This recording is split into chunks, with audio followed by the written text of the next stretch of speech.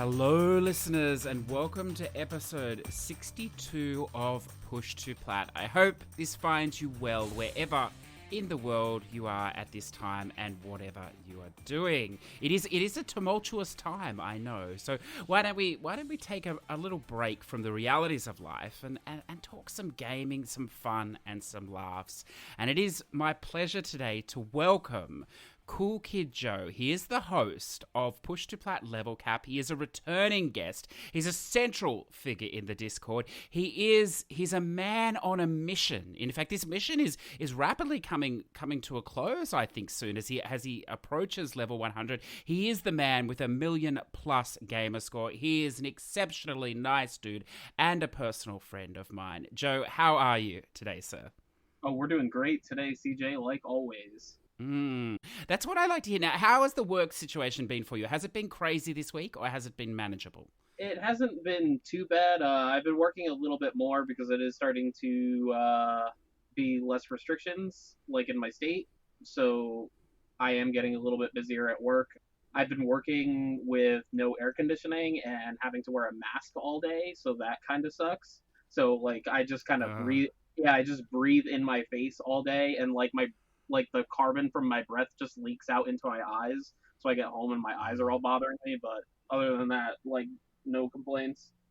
Well, so around these hardships, it still looks like you're getting plenty of gaming in, though. Always.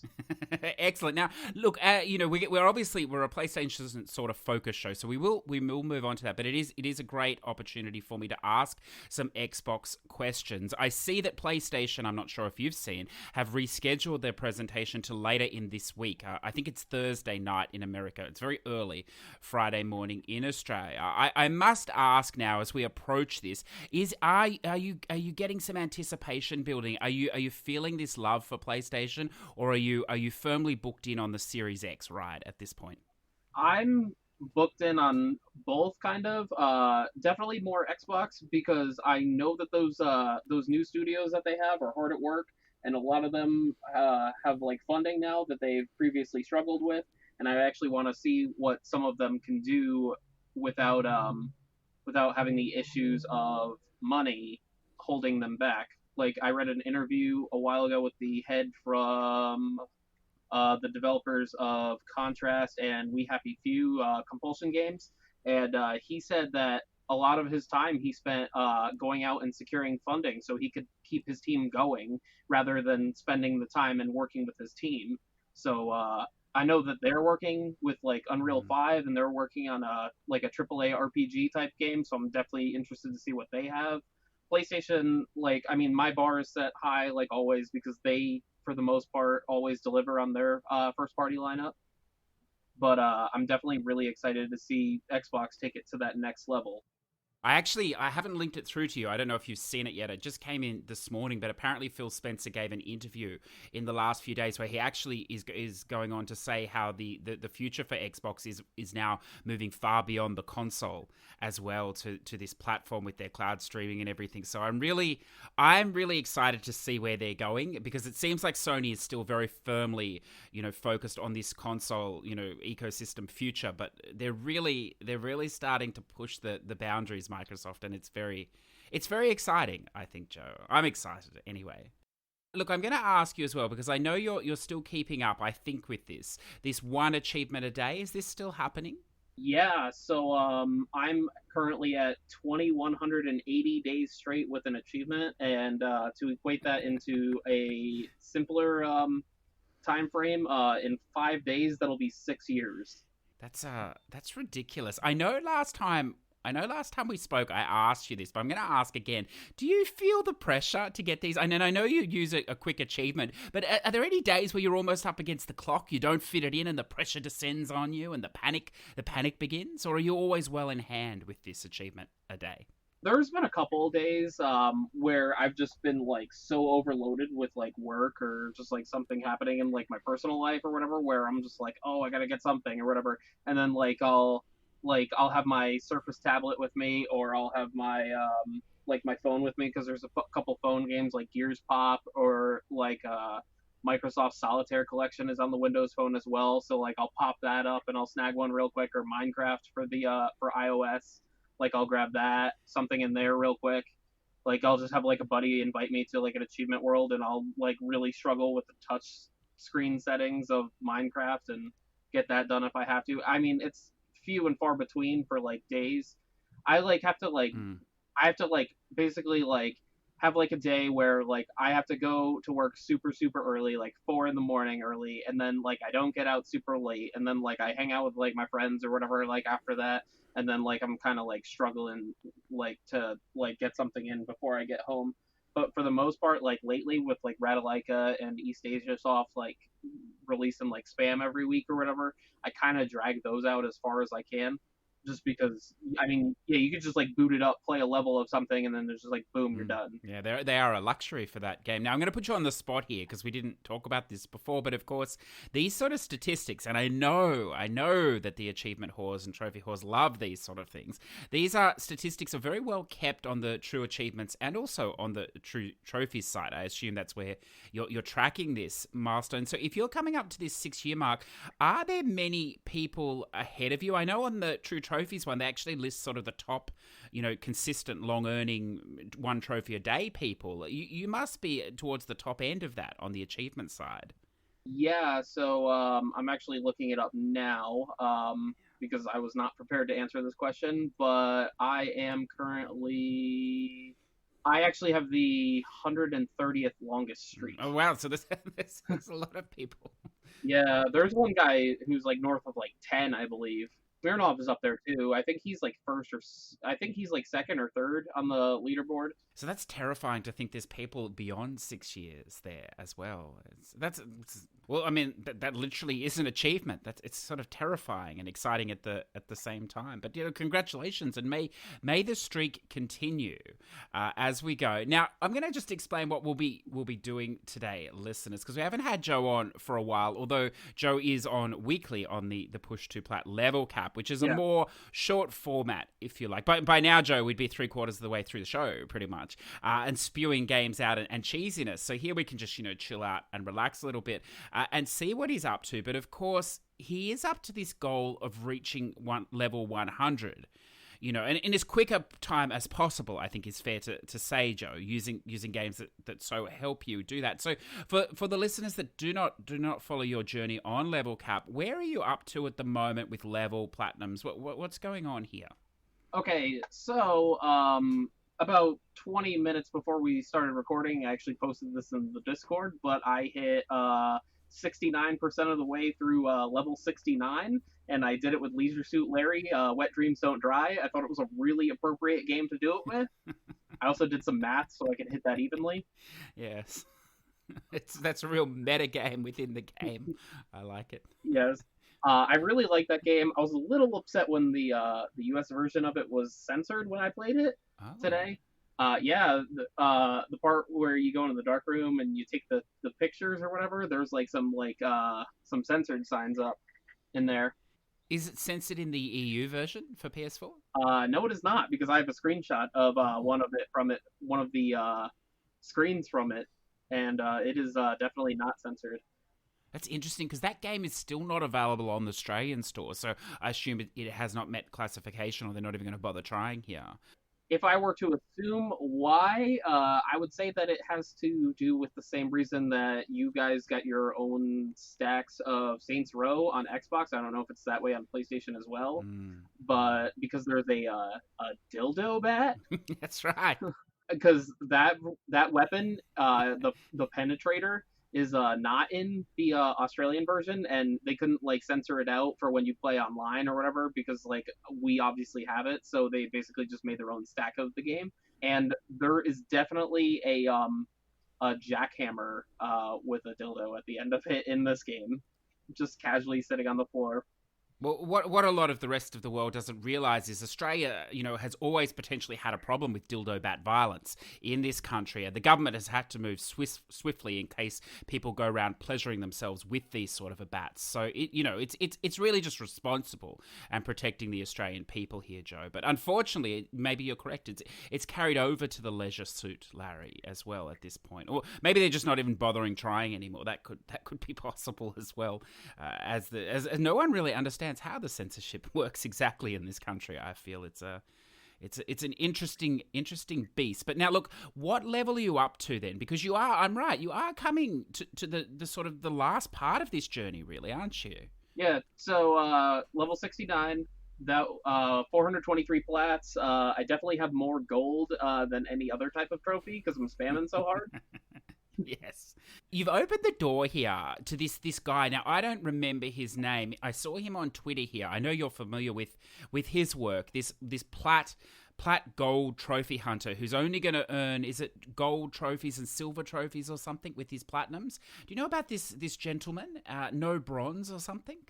Yeah, so I'm not 100% sure, but I saw someone say that it's Avenged Evil's project that he's working on, Mm, where he is mm. trying to hit level 100 by only getting gold trophies, which is pretty interesting. There's only like 140 games that he could do it with right now. Or so I saw a tweet about it like a couple weeks ago about how many games there were that he could do it with.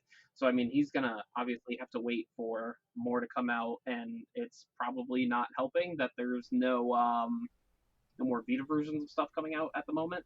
Yes, yeah. Look, it's an interesting project. I love people with this amount of spare time or whatever else. But why not? Why not create a second profile? And it's an interesting prospect. Perhaps, I mean, he would make the perfect level cap guest. I think 'cause I imagine most of those games are high quality spam. So we may have to extend the olive branch there, Joe.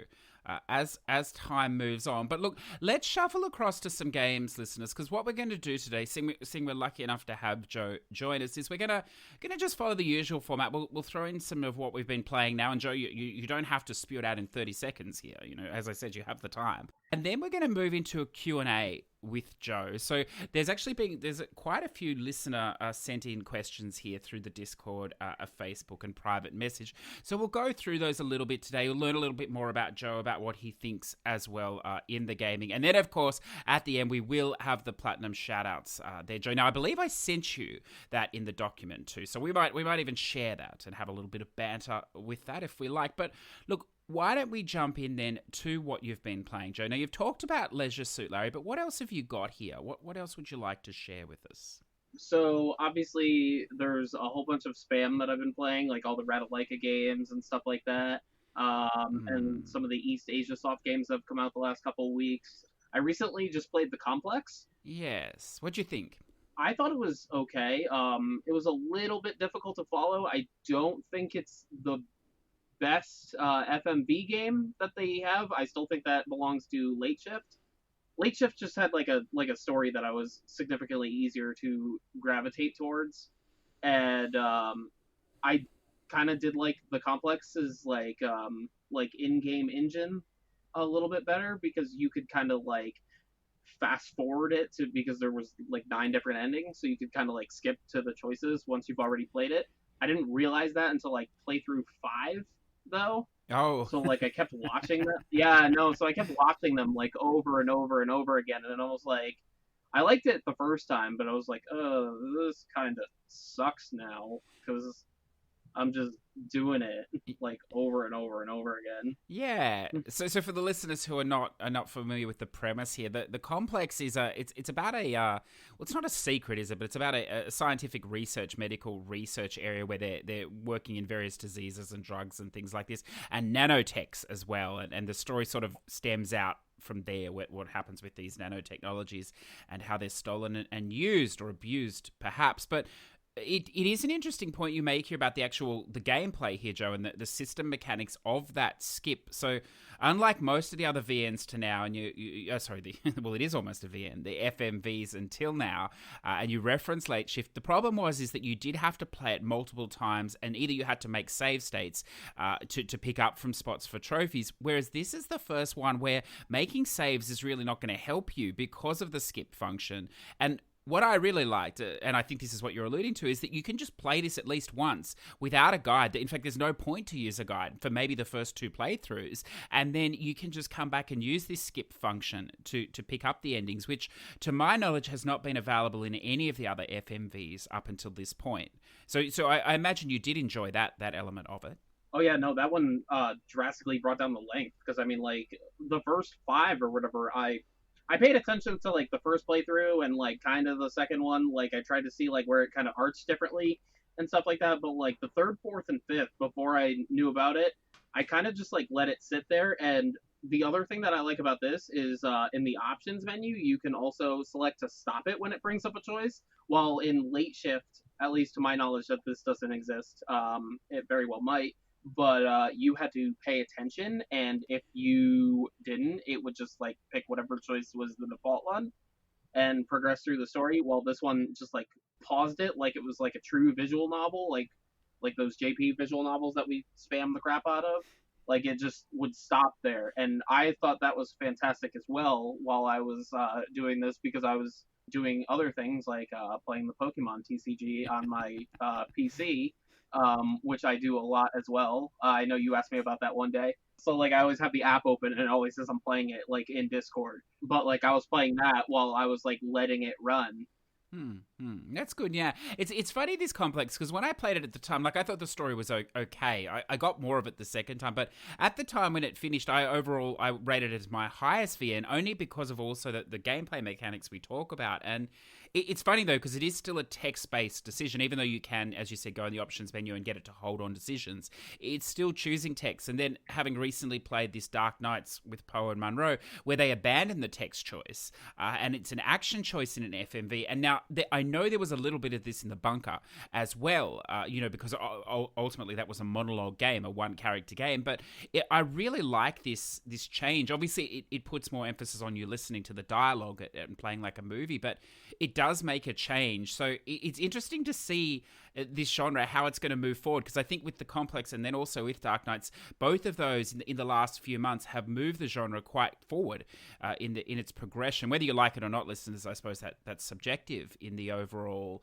gameplay mechanics as opposed to the story, but at least they're evolving that genre, which is interesting to me. Now, you sort of skimmed over the rat stuff here. Now, I know this is not a rat game, but I see you've platted it in 19 minutes and 45 seconds, so it's a high contender to be a spam game here. With this Pity Pit, would you like to tell us about this? Yeah, so I played a little bit of that today, and it's kind of like SteamWorld Dig or like Dig Dug, where you just there's ground coming at you at the top, or at least I think it's ground, and you just go downwards or whatever, and there's like a couple enemies, like there's like a little devil, and then there's like a little mole or something like that like goes through the dirt and stuff like that, and they try and like obviously get in your way. So it's kind of like a really like cheesy quick trophy like Dig Dug style game, but you only go down. Like SteamWorld Dig, you only go down, but it's like SteamWorld Dig kind of like Metroidvanias off into like other areas or whatever, while this one just goes like straight down, and there's what you see is on the screen is all that there is. So it's definitely like that East Asia Soft format, like what are their other games? I can't even think of them off the top of my head. Like those shoot 'em ups or whatever, where everything is just like where all the trophies are just cumulative across playthroughs. Many Faces is one, I believe. Is that correct? Yeah. So it's just like, oh, you have to collect like X amount of coins or whatever, and then you have to buy 5 upgrades, and then you have to use 6 bombs or whatever, and it's all cumulative across like total playthroughs. So it's like that. So it's just like you could just like sit there and casually play it like playthrough by playthrough, and you don't have to stress out over anything. Nothing was crazy difficult. In order to buy the upgrades, you need to go about like 60 to 75% of the way through the level to get to the shop or whatever, and then like everything is pretty cheap. You could usually get like all 5 upgrades that you need to buy in about 2 visits to the shop. So that's interesting. So, I mean, it must be... Well, actually, just before you do, as we alluded to like the other week with Bliss listeners, I have a small brain and I do debate it on things. Now, I just want to say, well played, sir. I don't know if you realize you did this, but you just turned Metroidvania into a verb. You Metroided off into the sides. That was fantastic. I love it. But look, anyway, simple things. I'm glad that word's getting a bit of love again on this show. Now, you say all that, but look, it must be easy if you did it in 20 minutes. Oh yeah, no, it's definitely very easy. Okay. Look, now while you're on a roll here, because we're having a little rest from Level Cap this week, it will be back next week. We should throw out the Rata Platter of last week here, and I see that you played it in 13 minutes and 8 seconds of glory here, 18 seconds of glory. Strawberry vinegar. Do you have any comments here on the Rata Plat from last week? Yeah, same thing going on as the last two that they've done. Super quick. I used a guide from Nof or whatever to shorten the playtime. Mm. That one is a little bit more involved. Like there's definitely more choices and more story arcs going on, and it's Mm. reflective on the price, which I saw someone kind of complaining about it on Twitter. Because usually the Ratalaika games are $5. The first two visual novels were $5, or region equivalent, probably £4, €4, or maybe it's five. I don't know. I buy them all the time, and I just don't pay attention to the price. So, but this one is $10, and it's reflective on the price it is on Steam and the amount of words that it has in the game. I believe they said Blind Men had 18,000 words in it, which is why it's such a low price, while this one has nearly upwards of about 80,000. Really, here it's the value per skip that we've now got to start to consider. You're getting more. You're getting more value for your skip dollars now. That's fantastic. Yeah. So I saw someone like complaining about it on Twitter. I don't remember who it was, but he was just like, "Oh, you guys are jacking up the price because us trophy and achievement hunters, we play your games and stuff like that or whatever." And whoever manages their Twitter, one of the what is it? Just a team of two guys, right? Or two people. Mm. Um, Mm. he was like, "Our prices are reflective based on like the amount of content, and like they make their trophies more difficult if the price is more, and the price of every game on console is also the price that it is on Steam. So this is a $10 game on Steam, so it's a $10 game on console, and that's how they price their games." Look at, isn't that fascinating, listeners? Who would have thought a disgruntled trophy hunter on Twitter was so self-involved that they thought the pricing was totally reflective and aimed at their addiction and had nothing to do with the grand scheme of what it costs to port a game, what it costs to pay the developer, the original developer, a fair price, what it costs to make a reasonable profit in this capitalistic society. Who would have thought that none of that factored in, Joe, to a trophy hunter on Twitter? Who would have thought? How interesting. But okay, look, I like that. I like that. I was thinking as you talked about that, how long do you think it is before Ratalaika start to put their games on Game Pass? I don't think that they will, just because Game Pass games are like the amount of money that you get them from them is reflective on the amount of time that you put in. So if your game only takes like 30 minutes to like platinum, then the Game Pass user is only playing it for 30 minutes. So like you're only getting 30 minutes of the cut that I put out, basically. So, I mean, maybe the longer ones that don't sell well, like that Ganbear soccer game or whatever, that's like 5-ish hour. I feel like it might be shorter. Or like the harder ones, like the one we just talked about before we started recording, the one that's coming on Xbox this week. Which game was that you just mentioned? The soccer game? Ganbear? Yes, thank you. Sorry, Is that it? yes, it is. I just want you to say it again because I know a few of our UK listeners would have just had a bit of a wet dream there for a second. So it's nice that we can do that twice for them. Bit of a repeat performance. But sorry, carry on. Yeah, so like maybe some of the harder games or whatever like might go there because you might spend like a longer amount of time playing them.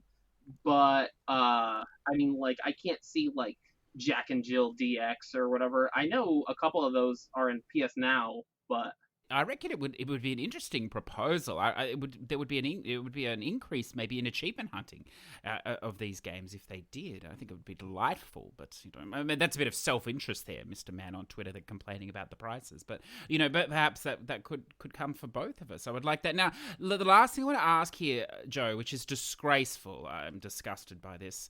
And I'm not talking about the waves and waves of Japanese visual novels. I'm quite impressed by that. But I am disgusted by the one trophy in Snaky Bus.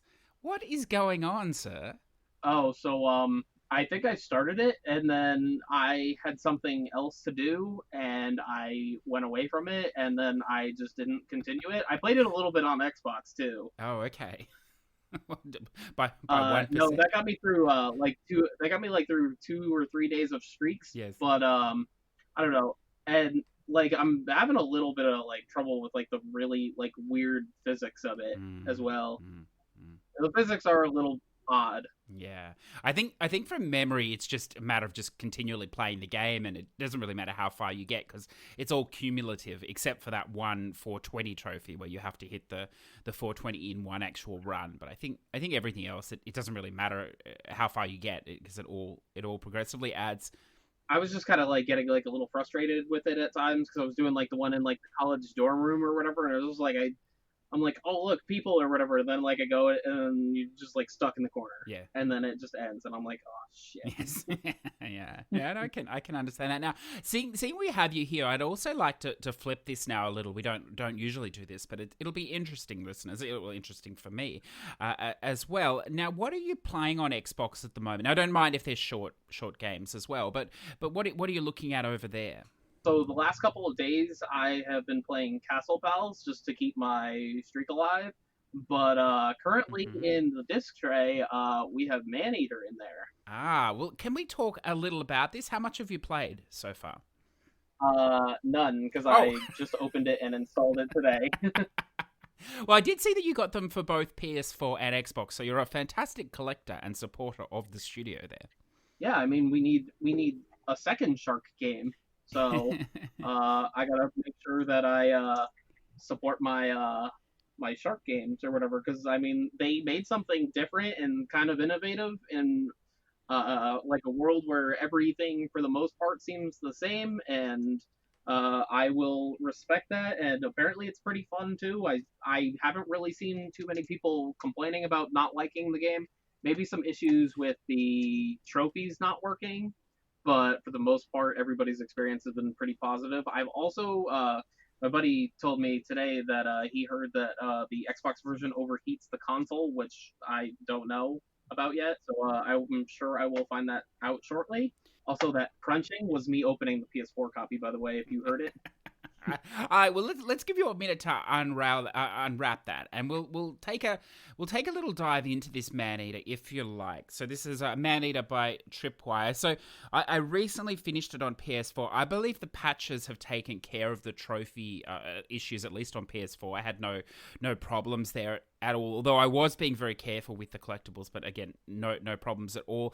Yeah, the fan does run high a little bit, but I don't know, like I've been playing some Dragon's Quest, which is not that new, and the fan sometimes runs off the rails on that too, so I think it's okay, but we've talked loosely about this game, but now having finished it, I think you're right, Joe. It is something different. I mean, it's an open world of sorts, but again, it's not too unmanageable. It's a game that you can move between any of the areas at any time, which I think is really valid. Now, a couple of the later areas are tied up with progression in your shark size, which comes naturally as you play the story. But by and large, you're not locked into one area, which means that if you don't want to do the massive collectible hunt, you can just move on and continue the story. Having said that, the XP works to unlock upgrades, which become more and more necessary as the story goes on, and they tie very nicely to the collectibles. So yes, there are, there's sort of three main collectibles, if you like. They're upwards of 10 to 12 or 13 of each type on the map in each section. Now, they're not marked on the map, but you use the sonar, which you can develop to find them. So it's quite easy to find. You could always use a guide if you need, but it's not necessary at all.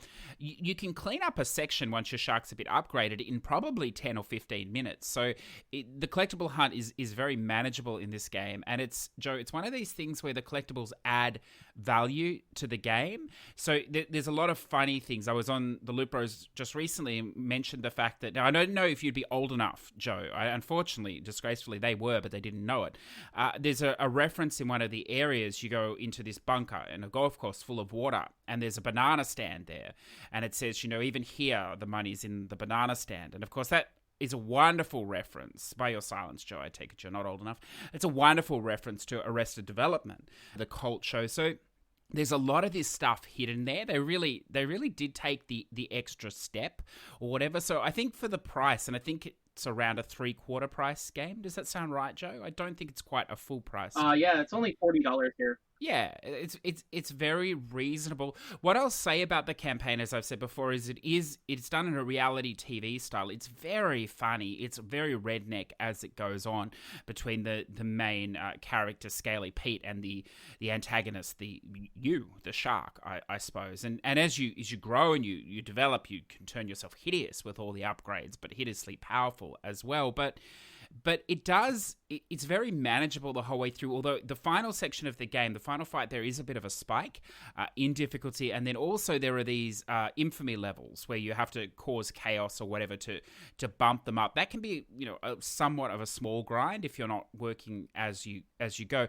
That can also be a little bit cheap as well. Now, I believe, Joe, that is one of the areas you have to watch for a glitch. If you die in those mini boss fights, you can lock yourself out of a thing. But again, I think that may have been patched. So look, overall, I highly recommend it. I think it took me about 13 hours all up, so it's about 12 to 15 or so, and it's a lovely little Shark PG break, I think, there, Joe. Now, is there any other games you'd like to throw out for us today? Well, I did just buy Saints Row 3 Remastered for the Xbox One, which we could probably talk about in a little bit when we do one of the Q&A questions. And I bought the Steelbook edition of Persona 5. Yes, I saw this. So that's a game you'll never play.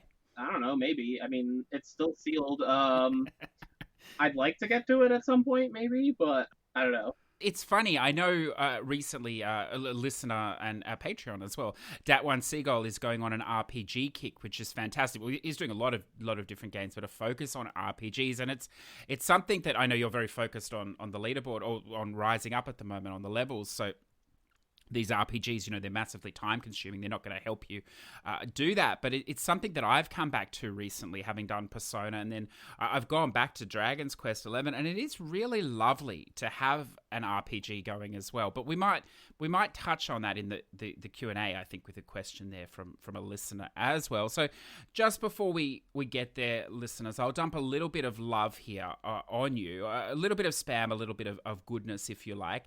I'll start with this Superhero X. So this is it's an interesting game, Joe. It came out on the store at $30 US, and then within a week was dropped to $15 US. It's a fascinating story. It's a game, I believe, that failed its Kickstarter. But they still funded it somehow and proceeded ahead. It's a very ambitious game that obviously just did not have the money to see it through. It's basically a physics flow fighter, if you like, a 2.5D fighter. What makes it interesting is that it has 5 styles of fighting in it. So you have your capoeira, your karate, your MMA, and then sort of these 2 Amiga and another one, I forget. It's like a superhero style of fighting, if you like. And it's actually the combo and the moves, there's a lot of variety. Unfortunately, you don't need any of them to beat the game, but they are there, and there's a decent, obviously an unlicensed character, anime character roster or whatever. But for $15 US, it's an interesting study maybe in game design and what could have been. It is also an easy plat, Joe, so that may interest you. I think it can be done. I see people are doing it now in around half an hour or so. So just the breakdown, if you are interested in this from an easy plat perspective, is there's a mission mode. It's probably the best place to start. There are 10 missions. For each mission you do, you will unlock a trophy. I think most of them are gold. There's a survival mode where you have to win 5 different opponent battles in a row without dying. So you can't use the continue in the survival mode, but you can use continue in the mission mode if you do die. Each it's a first to 3 situation, so you actually have to win against each character three times. With the survival mode, though, the roster is random, so if you're having trouble, you die, you can restart. You may get a different selection of enemies. Some are much easier than others. And then there's an arcade mode as well, which I believe is 6 fights you have to win, but you can use continue. If you're interested in cheesing this game, you can do so by choosing, I think I chose the MMA fighting style, although I think it will work for any, and just smashing the triangle button continuously from the start. They won't be able to attack you, and you'll win, and that works even on survival mode. And then there's a funny miscellaneous trophy for picking a female character, going into the customization, and choosing a pant color, I believe, and pressing triangle. So it's quite a nice easy plat if that interests you, but also an interesting game, perhaps if you're not afraid to spend that money to see what could have been. And then, Joe, I don't know. I can throw a little bit of this Sushi Break at you. I don't know. Do you play any of these brick breaker games? Do you like this genre? I played a couple of them on like the Windows Phone for like achievements, but like I don't buy every single one that comes out. I mean, there's a lot of luck in them as well, in the pickups you get, and then you have to destroy certain things. This one seems pretty fair. It's also not hugely. I'm thinking of the Dowlings games. I'm not sure, or Dolings games. I'm not sure if you're familiar with those, Joe. They're really long, grindy games because of all the characters and levels, whereas this is quite manageable. It's just, there's a roster of characters. You just have to play once as each one. You need to get, I think, 75 stars out of a possible 100, 3 stars being the maximum, or it might be out of 90, I'm not sure, on each level that are based, obviously, on time. But, it's just the premise of you're breaking the sushis, all the different types, sushi and sashimi, with the projectile, I suppose, the ball. It's quite fun. It's a no-brainer or whatever else, but it seems less RNG based. The trophies seem a little bit easier than some of the other the brick breakers. I don't believe that's out in the US yet as of time of recording, but it is out in the EU store. I think it's like 11 Australian or something, so it's quite reasonable. And then, Joe, I haven't played a singing game for a while. I know this would not interest you, but, it's bad luck. So I decided to do some Let's Sing Country, which, surprisingly is only on the US store. You seem to have a lock on all the best country music in the world. We've never talked about this, Joe. Are you a country music fan? No, actually, you could throw all the country music in the garbage where it belongs. Oh, that's a travesty. It's a travesty. How much did you pay for that? Well, look, you can't define the value of enjoyment, by a dollar sign, sir. But what I will say is that it has a lot more content than I expected.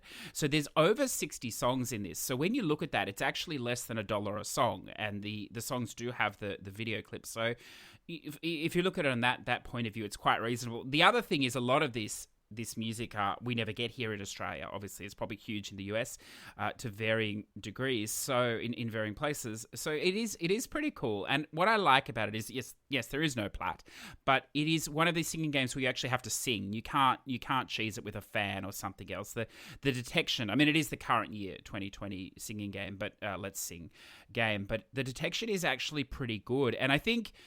I mean, the only difficult trophy here is to platinum 12 songs, get a platinum rating, which is about 300,000 points, which I'd say you'd have to hit about 80% accuracy across the song. So it's not as hard as some of the Let's Singing games in the past, but it's manageable with the number of songs in there. But I think most of the trophies are just a grind because you have to sing all 60 plus songs 3 times in various formats. So, but yeah, look, it's quite enjoyable. I can see I'm not going to twist your arm on that one, Joe. I have some fun facts about this game as well. So, unfortunately, the reason why I asked you how much you paid for it is because it's been consistently on sale here for $10 on disc. I paid more than that.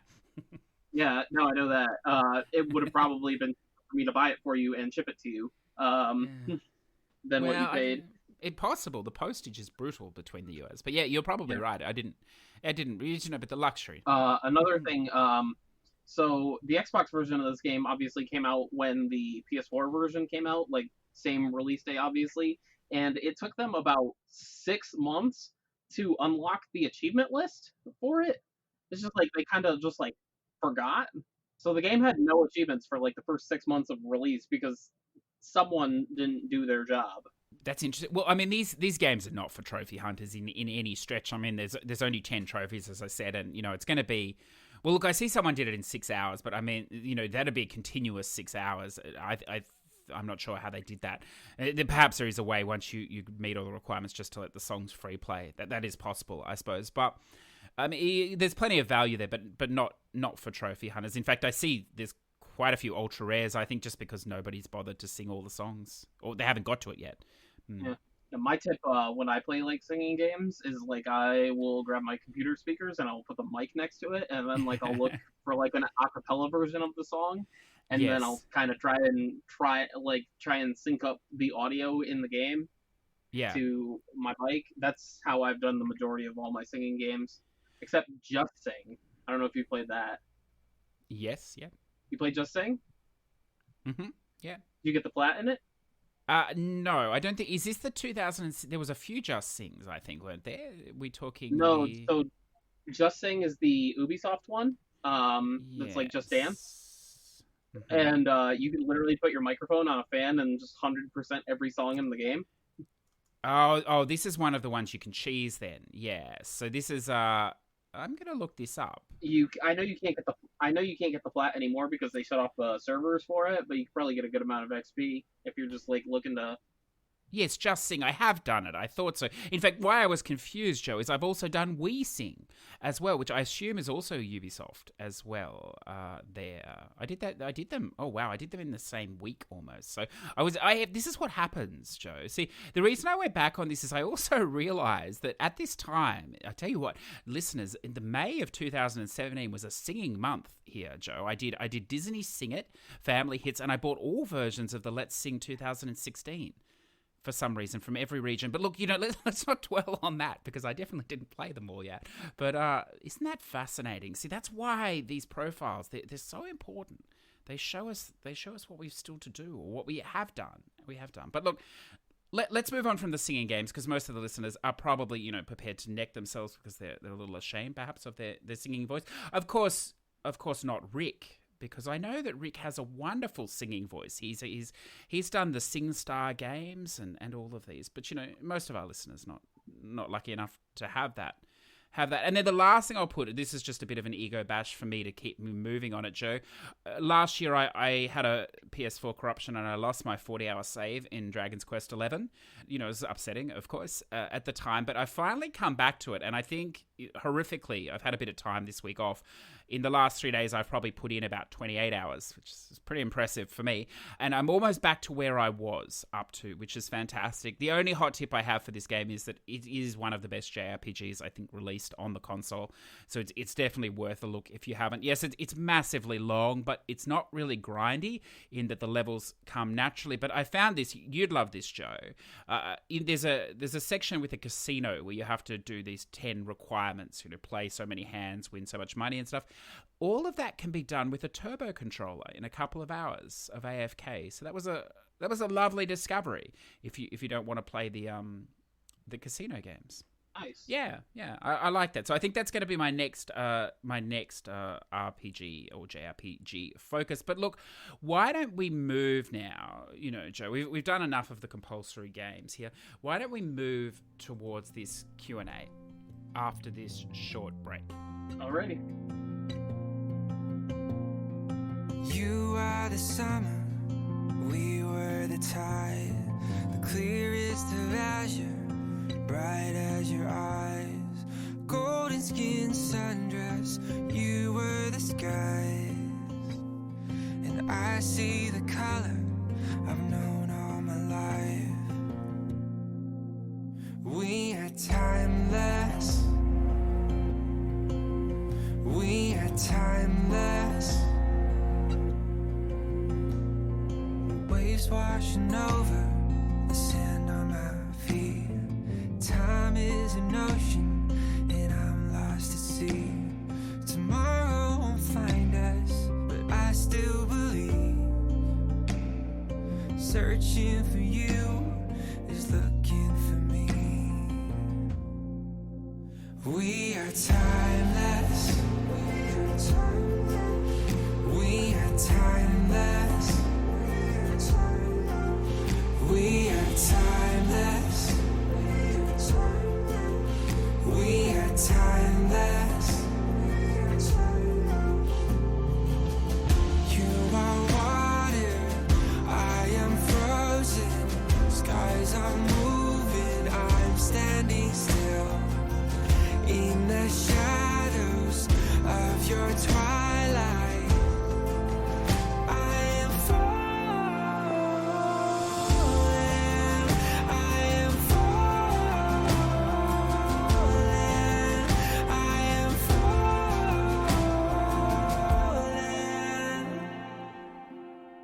So, listeners, let's start off here. We've got quite a few questions, some, more serious than others, perhaps. And we're going to start here with Redbeard Rick. Now, Joe, he asks you, this is a valid question too, when are you going to do Hannah Montana?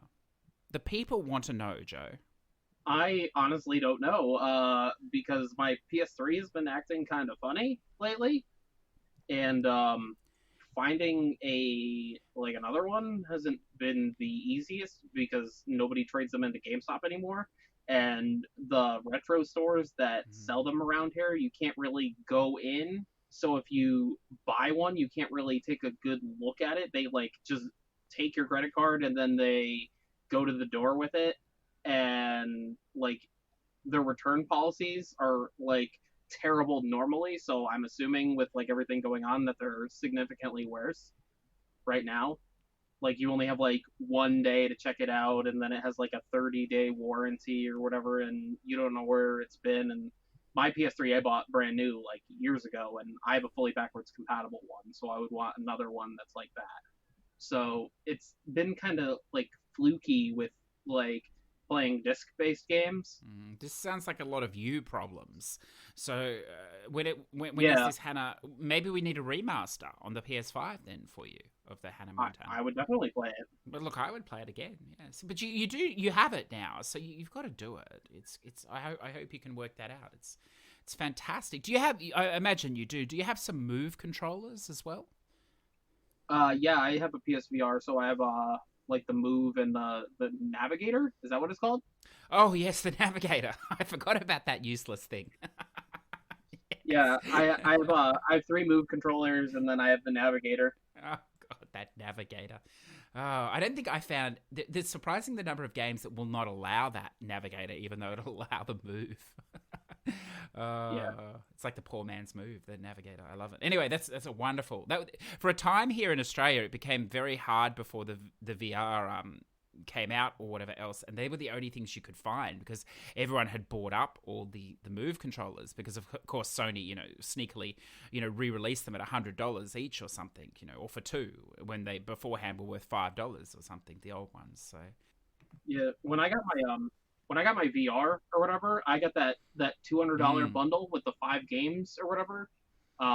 With like the camera, it didn't have the controllers with it, but it had all the like the headset and stuff like that, which wasn't bad. And then like, or I could have gotten it for like 350 with all the stuff, but like less games. And GameStop had like the Move controllers like pre-owned for like $28, and I got two of them, and it looks like they were like it was like someone bought the PSVR headset and then just like they're like, oh, this thing sucks, and then just like immediately traded them in. Like they still had that brand new feel to them, not like gross people were like playing with them for like hours and hours. oh, that's gonna maybe I better go and sterilize mine again. Then I think somebody's been doing some sort of playing with them. So now let's move on to his next question. A serious question here. Do you still play Xbox much, or are you on the PS4 for the majority of your gaming time now? We talked about this earlier, but I still am getting an achievement a day for my streak, which is obviously pretty lengthy, as we just talked about. Another thing is my buddy Chad, who I talk to every day on Xbox because I'm always in the party chat.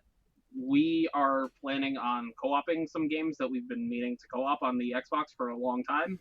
So we're probably going to start with like Borderlands 3 he just got, because it was on sale this week for $30 for the Super Deluxe Edition with the Season Pass.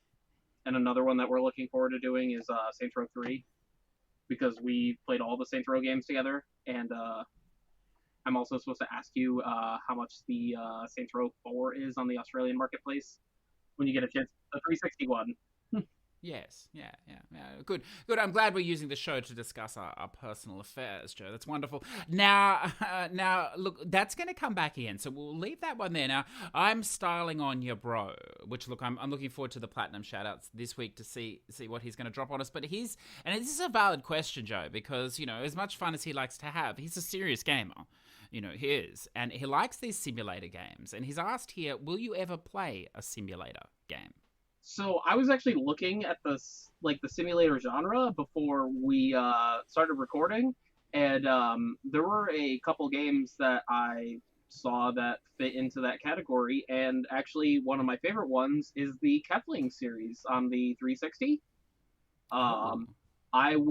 It's first party, I believe, and if they made like they're really small and like there's a couple DLC packs and stuff like that, but if they made one that was like much bigger or like a new one that they threw in as like Game Pass content, I would definitely play that. I really really enjoy those A Kingdom of Keflings and A World of Keflings. I thought those were great games. I don't know if you played those or not, but No, I've never heard of them actually. Yeah. but that's definitely one of my favorite games in that genre. The farming sims, not so much. Like farming just doesn't interest me. I mean, Viva Pinata is kind of fun, but I mean, there's a lot of those games in that genre that don't particularly interest me all that much. That genre doesn't go with what you're trying to do at the moment either, because I mean they're very long and they're usually quite in depth, and that's the problem I have with that game, and I think perhaps with you too, is you're playing so many different games. But when you play a simulator game, they're so involved that you've really just got to play them for at least for a good 10, 15 hours till you get your head around it. And if you're chopping and changing games a lot, it's a lot to remember and take in, I think. But I don't know. But look, I'm gonna just before we move on to his second part, I'm gonna throw a suggestion out for you, Mr. Styling on you, bro.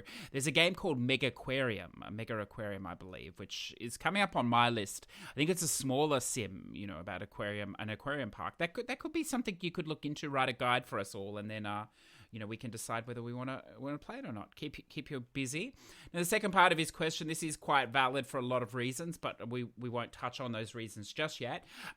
He asks here, when are you doing White Boys with Attitude? The game just looks so bad to me. Is this game on Xbox as well, or just PlayStation? No, I think it's just on PlayStation. I feel like I would know if it was on Xbox. With the exception of those 2 trophies for the high scores, you can get the rest of them in like 2 minutes. It's very easy. So yeah, no, I just see like a couple of people like raging over it, and like, I mean, like if it had a platinum, I could like totally get on board with like the aggravation. But the fact that it's only like 100% or whatever, I don't know if I want to get aggravated over something that's worth so little. Yes, yeah. Because I'm a big bang for my buck guy, and that goes like financially and time wise as well. Yes. Well, look, my understanding is you can get a bit of a bang out of this game, Joe. Yes, I believe I heard you say that last time we recorded it on Level Cap. I definitely caught all the puns. Well, look, I don't know if you caught it, but also our friend here, Styling on You Bro, he actually did a video guide for the preferred method there on YouTube for that rhythm game. So, if you are stuck there, you can check that out. Now, I also thought he wrote us a rap. Yes, I think so. So our next question comes in from Patreon producer Zador VP. I believe you have it there, Joe. Would you like to throw it out? Yeah, so if Donut County got a sequel, what would you like it to include? Yeah, so Donut County kind of reminds me of, and I might butcher the pronunciation here, but Katamari Damacy, which I played on the PS2. It's that second word that gets me. I don't know if I pronounced it right, but it kind of reminds me of that. But instead of like rolling a ball, you're obviously collecting city in a whole. I would definitely like to see it maybe expand like past just the town and maybe like the country or the world possibly. I mean, like, I feel like you can definitely do a lot more with that as like a bigger game, like maybe like different regions of like the country, like maybe like like different biomes. Like like maybe you go up north or whatever to like Canada or like something like that, and then you start getting like snow creatures or whatever, like polar bears and stuff like that, and like igloos, and just because raccoons be mad because they can't get donuts. You've got to be careful what you ask for in this genre, because I know it's not exactly the same, but it's loosely inspired by the same base, and that was the Watam game that came out last year. And on paper that looked like it was going to be great, and in reality it was a bit of a nightmare. I don't know if you've seen that, Joe, or played it, but I've never even heard of that. Yeah, it's maybe where it's sort of following the line of what you're saying you would like, but it just, I don't know, it doesn't follow through completely, unfortunately. Not as good. So now our next question actually comes in from Kalai. So Kalai here from the host, one of the fabulous hosts from the Game Stuff podcast. Now, this is an interesting question, Joe, because she actually posed this question to me, referring to you on their recent show where she was also a guest on the Loot Bros. And she asked me this. Now, it's interesting because she obviously sees trophies and achievements as a secondary to the game. Listen, a secondary. The game is more important to her.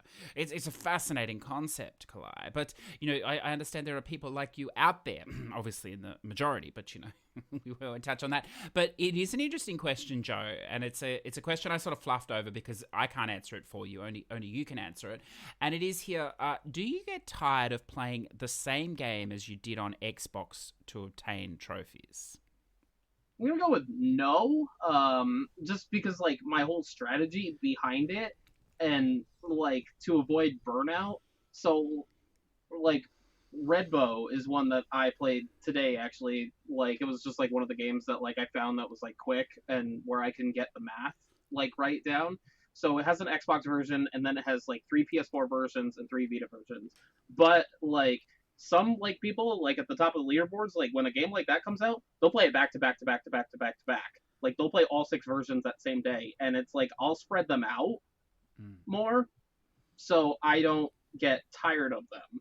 So it's like I'll do like a version of Red Bow, and then like I'll pick another game with like 6 versions of it, and then like I'll play something else, and then maybe I'll play something that I want to play or something that's fun or whatever. So like I spread everything out because I feel like if I played the same game like back to back like that, I would really start to hate what I'm doing, unless it's like stuff like Blind Men or whatever, where I don't really have to do anything. Like it's just like I make like the choices, Blind Men or Strawberry Vinegar, or like a Japan BN or something like that. Like I'll do something else while I'm doing it, like I'll be watching TV or something like that while I do it. So like it's like I'm multitasking while I'm doing those because they don't require much effort out of me. But I spread everything out because I feel like it avoids like the burnout of trophy hunting or achievement hunting. Yeah. And it's a really good strategy for me to do it. Things that are a little bit more skill based, I'll usually do back to back, as long as they're relatively quick. Or like I'll do like one day and then like I'll do like another one the next day or whatever. Just like while I have that like feel for it. Yeah, I notice you're similar to me in that you tend to draw a line as well. Like you're not going to play a game even if it's short if you don't like it. And I'm thinking here of the back in 1995, or even the recent harder Ratalaika game, the Thy Sword. And I'm not judging those games or anything else, but for whatever reason you didn't perhaps enjoy them. So you don't push yourself just to play a game because it's short if you don't like it as well, do you? Another thing is mechanics or whatever. Like the mechanics have to be like kind of like not fluid, but at least work. And back in 1995, I felt like the in-game controls in that were just awful. So like even though it's only like an hour long, it really felt like a chore. And then like just the way that it operates, like I died at one point, and like I went back like maybe like 10 or 15 minutes in like the video guide that I was watching. So like I had to do everything over again, and I'm just like, this game is terrible. And it's like you don't even move like with the right stick. You have like to rotate your character, you hold the left or the right stick, or the left stick to the left or to the right, and then he rotates, and then he doesn't do it. So like you can't like make a turning like walk. You have to like pause your feet like it's like a really old like Resident Evil game, and then rotate and then go. And like that sucks like when there's like something after you. So that is kind of why I got a little annoyed with that. What was the other one that you mentioned? Just the Thy Sword. My point being more that just because the game is short, if you think you're not going to enjoy it, you don't force yourself to do it. Which I know a lot of, as you said, a lot of people that play these one after the other, they'll play all of these games. So you're not playing all of them either. You're picking and choosing a little bit as well, I think. Yeah, like what's it? Unknown does that or whatever, where like he goes through like phases where he hates everything and then he really likes it. And I feel like because I'm sure that he plays all 6 versions of those back to back or whatever, and then he gets burnt out, and then he plays something that he likes, and he's like, oh, this is way better, and then he's like, oh, but I missed the hunt, and then he goes back to the hunt or whatever, and then he burns himself out again, and then he plays like Persona or something like that. Yeah. Yeah, it's an interesting point. I mean, it's funny you mentioned that because that came up on the Loot Bros the other day. And one of the things is, and I think, it's valid as well. It's why it's interesting to hear you speak, because it's very dangerous, listeners. Obviously, I canvass a lot of different guests and, a little background.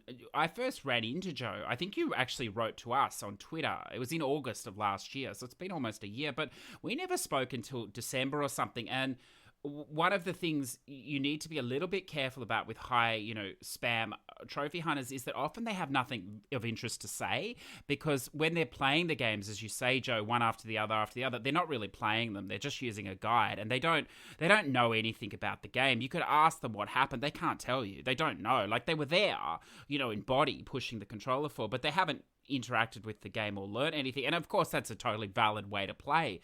Or whatever else, but as you say, Joe, that does usually lead to problems, with gaming and gamers and the general flow of everything. And it's sad because at the end of the day, trophies, achievements are important, but there is a game there, and that's why it's wonderful to speak to you, because and I think, Clyde, this answers your question a little bit too here, that Joe.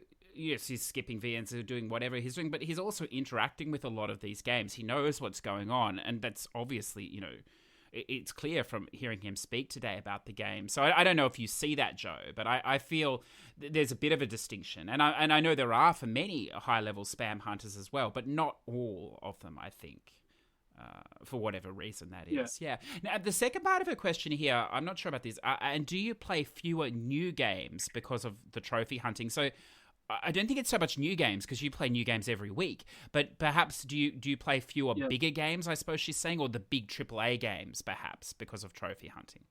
Well, right now I'm playing fewer AAA games just because there's nothing releasing. Yeah. Like, we're in a, because everybody's, waiting to show off their, next-gen stuff or whatever, so, usually, this is the calm part of the year or whatever, where there's only a release every couple weeks, but it seems like it's every it seems a lot longer now or whatever. We got tax season or whatever here. We started off with Final Fantasy and Persona 5 Royale and Animal Crossing, and we got 3 really good games in a week and a half span, and I think Doom Eternal was in there as well. Yeah, Doom and Animal Crossing came out the same day, and then Final Fantasy was a week and a half later or something like that. I'm probably wrong with those dates, but there was a good portion of late February, early March, and then since then, I feel we got the Saints Row remaster, we got Maneater, and then we got Minecraft Dungeons, and that's been the 3 months since. And I mean, there might be a couple more games that I missed out on that are bigger. But those don't feel like big games to me, because Maneater is that borderline niche, it's got the AAA developer behind it, so it's a spammy kind of AAA title that's at a lower price, but it definitely feels like it's got the budget behind it to be as good as of what it is. And then you have Minecraft Dungeons, which is a 20-hour dungeon crawler, and those are usually a lot longer. It's also only $20, so it is a budget title. And then what was the third? Oh, the Saints Row Remastered, which is a game that came out a decade ago that's redone. I mean, there might be more games in there that I'm forgetting about, but it just doesn't seem like there's a very good amount of stuff coming out. Usually if there was a big AAA game that would come out, I would at least buy it and play it and try it out, but it's just, I haven't been getting that much stuff. I didn't buy Animal Crossing either, because that's not my kind of thing. Yeah, it's an interesting point, because I remember around this time last year we did with Velvet, we did a showcase, if you like, on the best indie games for the first half of the year. And last year, at the first half of the year for indie was fantastic. The second half of the year turned out to be amazing as well. And this year it's, I was asked the other day, and it's part of the reason we've avoided doing, our best games for the first half of this year so far, is that with the exception of Final Fantasy VII, which I haven't got to. The games you referenced there, Persona 5 Royal, it's a port, if you like, an upscale port of a game from last year. Saints Row, as you said, is an older game, or whatever else. Manhunter, yes, there's money behind it, but it almost plays like an indie game. So this year so far, it's really, again, a situation of the indie games, of which there has been plenty of good ones, but as you say, I mean, but that is going to change. I mean, we've got Last of Us 2 coming in just over a week or so things will pick up, but I think it's a wonderful time. Like, I mean, you're busy on your short games, but it is a wonderful time to be diving into games from the last year or two as well that have come out. So it's nice to have a little bit of a lull, I suppose. But yeah, so it doesn't sound like you're missing out at this time then, Joe, by the sound of it. Yeah, no, this is like the perfect time for me to do what I'm doing. We also forgot Resident Evil 3 as well. Oh, yes, yeah. Well, again, but remake. Yeah, I mean, yeah, there hasn't been all that much this year so far, so like me doing this or whatever is like a perfect way to occupy my time, because it was like I would just be hitting the backlog anyways, because there's literally nothing else to do. And look, to be honest, I'm enjoying it too, as I said, to be able to go back and get through some of these longer games. I hope you are as well, listeners. I think for Kalai too, it's a little more difficult because she plays across every system, so you're not really engaging with the Switch or too much, so that does free you up, I think, to a degree as well. But let's move on to this gentleman here, Resident Daryl, the host of Loot Bros, the wonderful Loot Bros, gamer extraordinaire, podcast master. When I'm looking for inspiration, Joe, when I'm looking to learn how this craft works, when I'm looking for a mentor, I'm thinking Resident Daryl. And look, he's come in strong here with some questions for you. I know you're familiar with this gentleman. Yes. He said here, if you could only choose one person to break you out of jail, who would you choose? The pirate himself, Tricky Mick, or the strong hand guy from Scary Movie? I mean, he's obviously going to use his strong hand to help me get out of jail. Yes. Yeah. Look, they look similar, my understanding is too. So, Look, that's fantastic. But look, next one here. Now, you don't know this show apparently, but who would you win? Who would win on an episode of Naked and Afraid, Joe, out of us? Now, this is fantastic because I didn't know this was a real show, but it is. Did you know it was a show? I literally didn't even know what this is, and I still have no idea. Yes, look, I think it's great. Look, for Afraid, I terrify myself, Daryl, as you know, and I think I terrify a lot of people when I talk to them because, nobody knows what's going to happen. Most of the time, I don't know. So look, I will take the win there. Joe's younger than me too, so Joe, he's not going to be terrifying to anybody. Oh yeah, no, I hermit myself up inside my house. This is all after doing a quick Google. This Excellent, good. I like that. Well, I'm going to check that show out. But so now, look, this is a self-serving question, but that's not surprising. Why not? And it's who is more deserving of the #1 spot on the Loot Bros leaderboards? Yourself, Joe, or myself, So he's got here you, me, and why is it him? Why is it Resident Daryl? But he's never #1. We always are. Well, that's right. A little backstory. Obviously, Joe, smashing out between sort of 300 to 400 trophies a week, listeners, through his various exploits. So on this little, custom leaderboard, he's mired like 200 ahead of everybody. Daryl occasionally turns on the console and lets his child play for him to earn a trophy or two. But I don't know if you've noticed recently, he's now taken to playing the Xbox, which is wonderful to see, because he feels that he can win on that board. But now he's been fucked over by Dat1 Seagull, who's also decided that he can't beat you anymore, Joe. So he's moved to the Xbox. So you're driving people towards the Xbox with your exploits on the PlayStation. Isn't it wonderful? Yes. Wait until I go back. Yeah, that's what it says. They're going to be fucked. They're going to be fucked then. But look, you've got to be careful of this guy because he's sneaky. He's a fan of the late sync as well. This Resident Daryl, because you'll think you're ahead on the leaderboards, listeners, and then he'll bend you over just before his show starts, or he'll choose not to update his leaderboard, so it looks like he's the first place when it's suspect whether he really is or not. So. We wish you well on the Xbox side there, so with your 70 achievements or whatever. Okay, next up, this is a valid for you. What is a better game, Hannah Montana or Barbie and her sister's puppy rescue? Oh, I had way more fun making fun of Barbie and her sister's puppy rescue than the Hannah Montana game, just because I mean, it's like a puppy kidnapping ring. You kidnap the puppy and then you like give it a bath, and then you sell it. Like you teach it a trick or two, and I had way more fun making fun of that um than the Hannah Montana game, which everybody seems to get frustrated with the beanbag toss game. Yes, that's the one that can be easier with the Move controller, I think, depending on, if you like that controller. Maybe the Navigator. I don't know, but that's good. And look, his last question is inappropriate, Joe, with contractual obligations and such, but look, we'll have to read it because he wrote it. When are you going to come on the Loot Bros podcast? I tell him whenever he wants me to. All he has to do is let me know. I literally don't do anything. Like, Daryl, whenever you want me on the show, all you have to do is, like, message me, probably give me 2 hours. As long as I'm not recording with CJ, you can have my time. Like, I'm not doing anything, so... Okay, that seems valid. And then we have a question that's come in from, now this is a long-time listener of the Loot Bros. Obviously, the Loot Bros has been going for many years in different seasons. I think or versions, version 1.0, 2.0, and 3.0. Now, this is a long-time listener of theirs, though. This is the Dump Liquor. And he said here, Joe, what is the best sandwich? That's his question. Sandwich? This is an interesting question, so I thought perhaps there was a reason for it. So please answer it. I don't know. I mean, like, I like fried, like, chicken cutlet. Like, that, probably. Like, breaded and fried chicken. Like, on a sandwich? I don't know.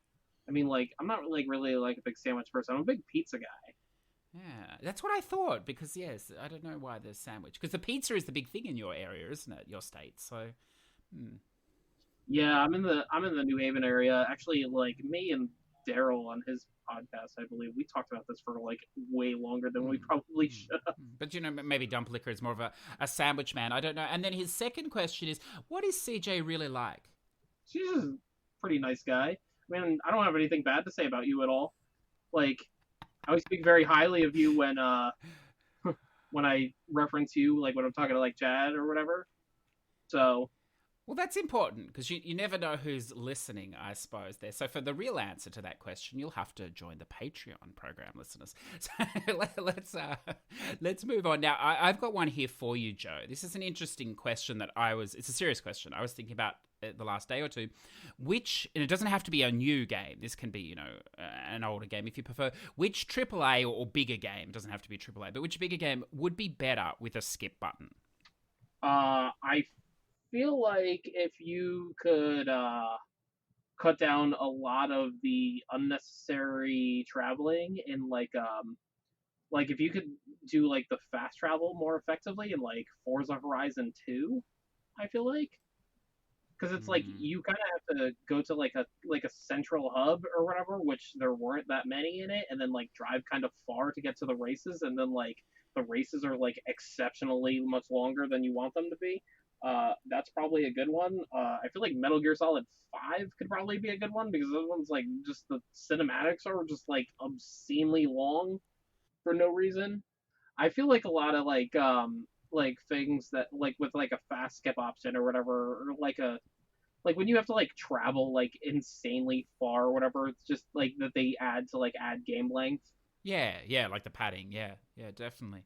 It's funny because the reason I came up with this question was because I'm playing Dragon Quest XI at the moment, and obviously the battles or whatever you trigger them yourself, so you can avoid them if you want, just the fodder, if you like, in the dungeons and the open areas. But when you do, it plays the animation out of the fighting, and because you can set them to auto fight in effect for you, choosing their strategies, you still have to watch it in real time.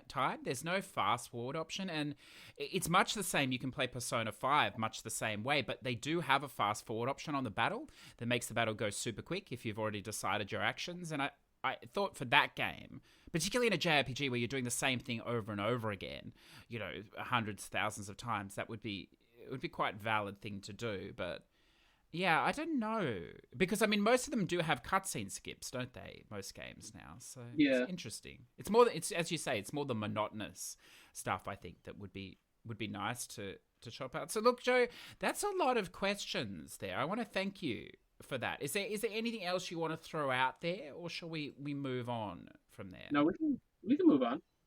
Perfect. So look, listeners, it's a nice relaxed chat today, but what you've got, well, what you can look forward to coming up is we're doing a bit of a world tour, I notice, over the next months. We haven't touched in on European guests for a while, so we have a few European guests as well. We also have a few fringe gaming guests, I suppose, that you'll understand why I use that word with hyphens or something in the next few weeks or so. But it looks quite good, and then I think through July we will touch on the indie games for the first half of the year, as we've said. So that's what is coming up. But look, let's stay in the moment, Joe, because that's important. That's where we are.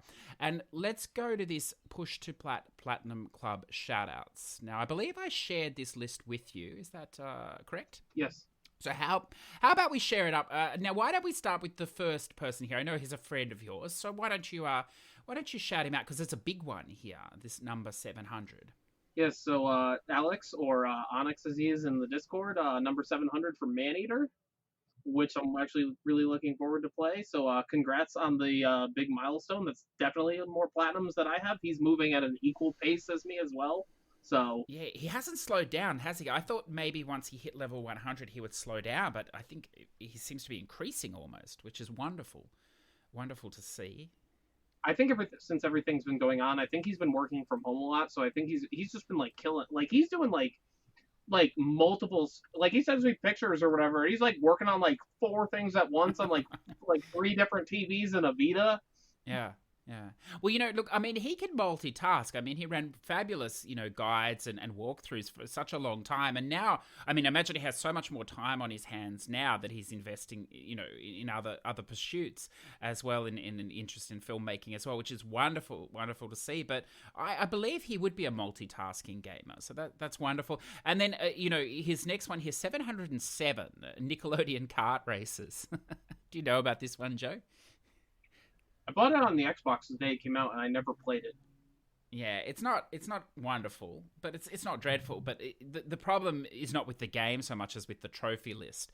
It's just, you have to do each of the 3 careers. There's no stacking of the trophies for the difficulty levels, and it becomes very monotonous. It's a lot of races, yeah. But it's yeah. I suppose fine. It's no race with Ryan, that's for sure. I'm going to throw a kart racing recommendation out for you if you can actually find a copy of it. So it's a PS3 game. It's exclusive to Mexico, and it's El Chavo Kart. And it is actually, low-key one of, the best kart racers I've ever played.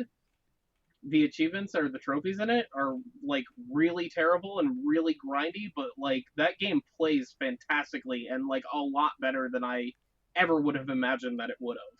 Yeah, that's not the first time you've recommended. It's also very expensive. Yeah, recommended that game. I know. Let's move on. So next up we have Azura Von. I'll take this one. Number 49, Astrobot Rescue Mission. It's his first VR game and first VR plat. Congratulations, sir. I don't know if you've played this game or not, Joe, but it is a really good, smooth VR game. It makes perfect use of the VR, which is not a surprise coming from a first-party Sony Japanese studio. Yeah, that doesn't surprise me. A lot of the Kinect games, the first party ones were heads over much better than the third party ones, because they would usually track very well, and there's definitely funding put into it, which I feel helps. What I like about this game is there's that, is it the Playroom VR or whatever the free VR game is that comes with your system or whatever else, and it uses these Astrobots. This is a game they've sort of built out of the last part of that game, which it's great. It's very, very enjoyable. Would you like to take the next one, Joe? Sure. So Lloyd X Christmas, which great username, by the way. It's Dumb and Dumber reference. I don't know if you've ever seen that movie, CJ. Yes. And his 125th Platinum was actually one of my favorite games as a kid, and it's Spyro the Dragon. That's a collectathon and a half, that trophy list as well. Wow, well done. Well done, sir. And then we have I'm Styling on Your Bro, 100% here. I'll take the first one. You can take the second one if you like, Joe. You never know what you're going to say here, so be careful. 100% The Unicorn Princess, a unicorncopia of emotion pranced through my soul as I rode this fantastical creature into the dream world. It's wonderful. I understand that game was on sale recently, Joe, so it's lovely to see that's getting some love. And you can do the next one if you like, sir. Oh, you want me to do the rap? Oh, yes. So his next 100% is White Boys with Attitude. And he wrote us a little rap, which I am going to say in the whitest tone possible. Um, so he writes, "Yo, I'm a white boy. Don't test me because I got attitude. Shower me with complimentary platitudes. Let me knock your ass out, and I'll be laying perpendicular to latitude. Pass the test, and instead I'll say thanks to show my gratitude." That's great. You did well. You did very well there. Yeah, Thank you. it's fantastic. Yeah, it's good on him. And as I said, he did do a video guide, but I believe he's got a text guide in the works if they allow that to be published or not. We'll wait and see. And I'd also just like to take a moment, listeners, to just as a personal thank you to I'm Styling on You, bro. I don't know this gentleman, and it's only the last month or two he's reached out to us, and he's been a wonderful laugh, obviously, on the show. He's high value, and I know.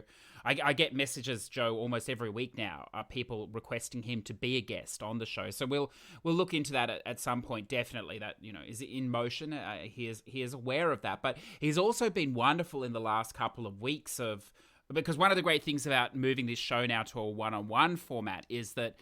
I'm solely searching for the guests, and we came to a point, Joe. I didn't tell you this, but we came to a point about a week ago.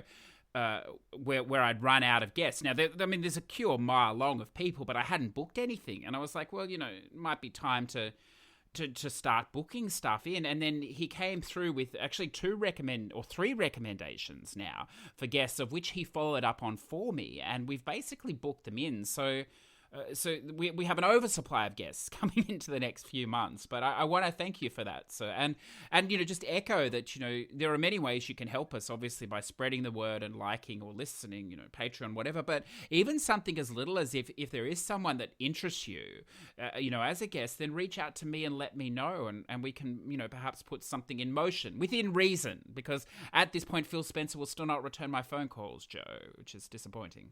Yeah, me either. I feel like I have a little bit more pull there, but not much. No.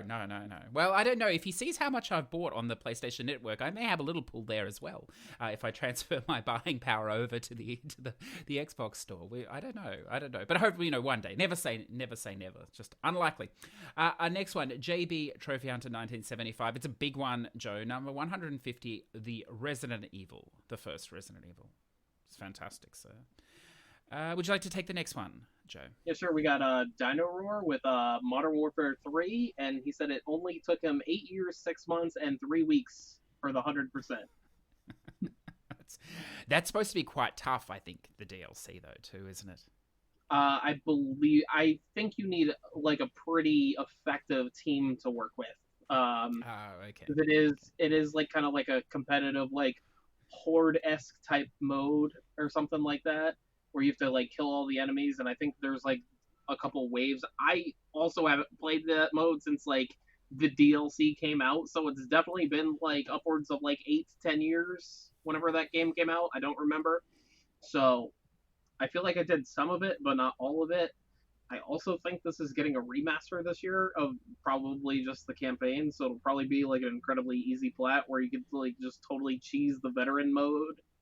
He's an interesting character, this Dino Roar, because I just assumed, like, I know he writes guides for Dex guides, he does video guides, they're fantastic, and I would highly recommend. He has a YouTube channel as well, this Dino Roar Gaming, checking him out. He's done some great VR stuff as well as, as PS4 stuff, so he's very diverse, but I just assumed, because I know he's been flying up the UK leaderboards at an incredible rate, I just assumed that he was probably a bit like me, just a bit of a spam gamer or something, but he's really not, Joe. He's got a very high completion rate. He does hard games. He does this as well. So, look, he's got a foot in both camps, which is wonderful. It's wonderful to see. And next up, this looks quite long. Renichi here, number 151, Sniper Ghost Warrior 2 plus DLC, 100%. Congratulations, sir. And number 152, Umbrella Corps. And he said here the pros for this game. It looks nice. Gameplay is fast. That might be it. Oh. Okay. Nope. Single player requires skill and a little pre-planning. The cons, the negatives. Need 6 people to start a match. Matches game modes are random. The grind is logged. The game is frustrating. Single player has god-awful difficulty spike. Oh, look back at the pros. Yeah, I'll give it a 4 out of 10. You know, one day, Joe, we should do like the worst games that gamers subject themselves to. Like, why do they play things that they really dislike? That would be fascinating. I don't know. I can get on board with that. Yeah, or maybe just the worst games ever. That would be fantastic. But anyway, would you like to throw out our next one? Sure. So Gaz Davis 11 did White Boys with Attitude. Perfect. Congratulations. You keep going, Joe. This next one looks up your alley. Furt My Undies did number 80 for Hey Squarehead Samurai Showdown. What is that? So, well, first off, Furt My Undies, what a wonderful PSN name there. So, who hasn't done that? Occasionally. Now, number 8. So this is a reference. Now, he has this friend, I assume, in the group, Squarehead. So he's giving his friend a shout out on the show. So it's actually a shout out within a shout out, which is fantastic. But then he's made a play on the Samurai Showdown by putting the double S, because I do like to call Squarehead SS Squarehead, but I'm not going to do that anymore because he corrected me. But I like it. And then, look, our last one in today, Ed the Shed. Look, it's massive. We send out a congratulations to you. So, number 100, Undertale. Now, Joe, I'm not sure if you're familiar, but the name for that platinum is fantastic. It eludes me at the moment, but it's like, don't you have anything better to do with your time or something like that? It's to that effect. It's a great it is, yeah, don't you have anything better to do? Quite a good game as well. It's a very weird game. But yeah, that's fantastic. 100. And then 101 and 102, Strawberry Vinegar, the EU and NA stacks there. So congratulations, Mr. Shed. Of course, a reminder, if you do want to get a shout out in the Platinum Club, you can drop your picture or your name of the game into the Discord. There is a thread there, or you can do it on the free community on PSN, on the PS4, the Push2Plat community. So the last little bit of housework for today is we are coming into, well into June now. We do have a trophy of the month giveaway. It's in the Discord. You can just post your favorite trophy. You need to post by the 24th of June. There is 2 PSN cards to the value of $10 US. So drop in and say hi if you like. And then if you don't want to say hi, just drop in and drop your trophy picture. So look, Joe, I think that's everything. I hope it was acceptable today for you. Oh, I'm never disappointed when we do this. I always have a good time. Yes, well, like if the bar is low, you can't be disappointed, and I always aim to lower it as much as possible before we start. So we will be back next week with Level Cap, Joe. So you've got a little bit more time to find some short, cheap, and nasty achievement and trophy games. But look, until then, Joe, I think we should let you go and work on your next your level 70. Yeah, I should have it tomorrow, actually. Fantastic. It just continues on. Now, if our listeners are trying to find you, Joe, if they want to reach out and say hi or follow your progress, how can they do so? So, I am CoolKidJoe on PlayStation and on Xbox, and my Twitter handle is @CoolKidJoeXBL, because some douchebag took @CoolKidJoe. That's right, I remember you saying that. And if you're looking for the show, it's obviously available on all good podcast providers. If you want to come and say hi, you can do so on Twitter @push2plat, or in the Discord, which will be in the show notes. Have a wonderful week. Enjoy the slowdown in games if you are thus finding. As we referenced today, Last of Us 2 will be on us soon. The PS5 reveal may be on us even sooner. Have a wonderful week. Happy gaming. I'll catch you soon. Later. Push2Plat podcasts are conceived, written, and edited by CJ Anderson in Adobe Audition. YouTube upload handled by repurpose.io. Music licensing by artist.io. Push2Plat would like to thank our Patreon producers Zador VP, Redbeard Rick, T-Bird, Olsero, and Ready to eBeg. Without your support, this show would cease to exist.